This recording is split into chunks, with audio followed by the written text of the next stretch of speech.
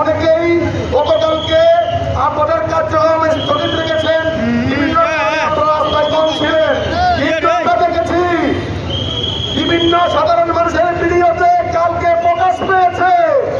আমরা তো দাগনভূঞা বাজারে সার্বক্ষণিক অবস্থান করি, দাগনভূঞার ব্যবসায়ী, দাগনভূঞার সাধারণ জনগণ তো জানে আমরা বাজারে অবস্থান করি।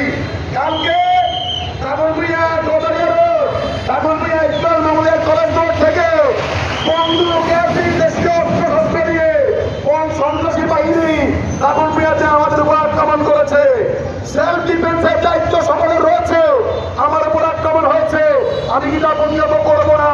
আজকে অনেকে মনে করেন আমরা দাগনভূঞা ব্যবসার জন্য ক্ষতিকর, অনেকে মনে করেন আমরা অপরাধ করছি। ভাই আপনারা বলেন, আপনাদের উপর যদি আক্রমণ হয় আপনারা কি তা প্রতিহত করবেন না? আমরা প্রতিহত করেছি। আমি আমার নেতাকর্মীর উপর আঘাত সহ্য করতে পারিনি, তাই আমি রাস্তায় ফিরে এসেছি। আমি আমার কর্মীদের পাশে দাঁড়িয়েছি, সেই জন্য যদি আমাকে সন্ত্রাসী তৎপা নিতে হয় আমি তা গ্রহণ করেছি। কালকে আপনারা দেখেছেন কিভাবে আমাদের অন্তত 40 থেকে 45 জন নেতাকর্মীর উপরে হামলা করা হয়েছে। দেশীয় অস্ত্র বন্দুক রাইফেল নিয়ে দাগনভূঞা 0 পয়েন্ট মতো পর্যন্ত এসে সন্ত্রাসীরা হামলা করেছে।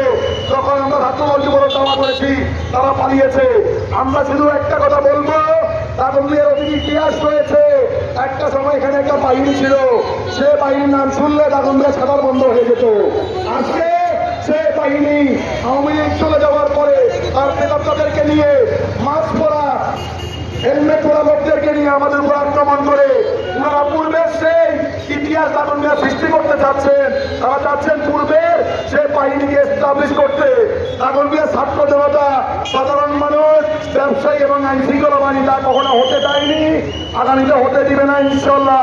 আপনাদের সকল নেতাকর্মী দুঃখ দুর্দশা সুখ দুঃখের সবসময় পাশে থাকবো ব্যক্ত করে সকলকে ধন্যবাদ জানিয়ে সাংবাদিক এবং দাগনভূঞা পুলিশ প্রশাসন, দাগনভূঞার সকল ধরনের প্রশাসনকে ধন্যবাদ জানিয়ে আমি আমার সংক্ষিপ্ত বক্তব্য শেষ করছি। খোদা হাফেজ, বাংলাদেশ জিন্দাবাদ, আসসালামু আলাইকুম।